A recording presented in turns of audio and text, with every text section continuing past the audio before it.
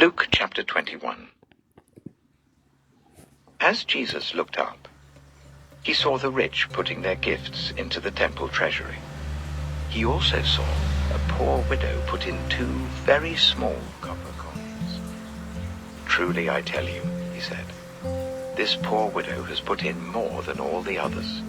All these people gave their gifts out of their wealth, but she, out of her poverty, put in all she had to live on."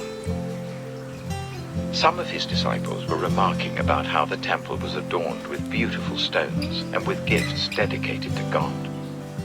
But Jesus said, "As for what you see here, the time will come when not one stone will be left on another. Every one of them will be thrown down." "Teacher," they asked, "when will these things happen? And what will be the sign that they're about to take place?" He replied, "Watch out that you are not deceived. For many will come in my name, claiming, 'I am he,' and 'the time is near.' Do not follow them. When you hear of wars and uprisings, do not be frightened. These things must happen first, but the end will not come right away." Then he said to them, "Nation will rise against nation, and kingdom against kingdom. There will be great earthquakes, famines, and pestilences in various places, and fearful events and great signs from heaven. But before all this, they will seize you and persecute you. They will hand you over to synagogues and put you in prison, and you will be brought before kings and governors, and all on account of my name. And so you will bear testimony to me. But make up your mind not to worry beforehand how you will defend yourselves. For I will give you words and wisdom that none of your adversaries will be able to resist or contradict.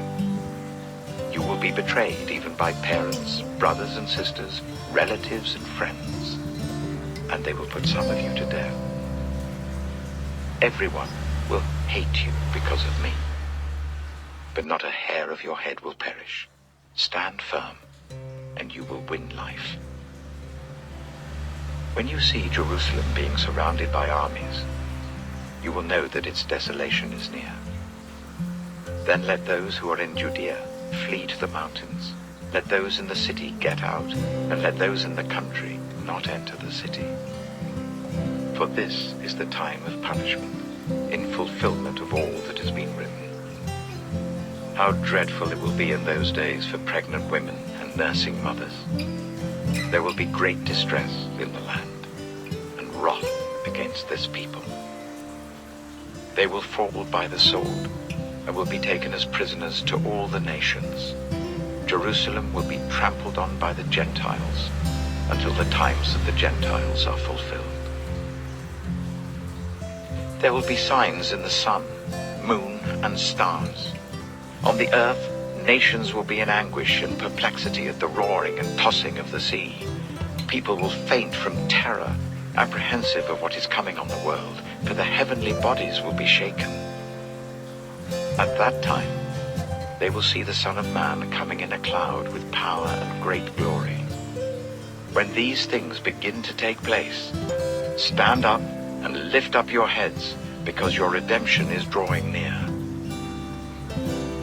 He told them this parable. Look at the fig tree and all the trees. When they sprout leaves, you can see for yourselves and know that summer is near.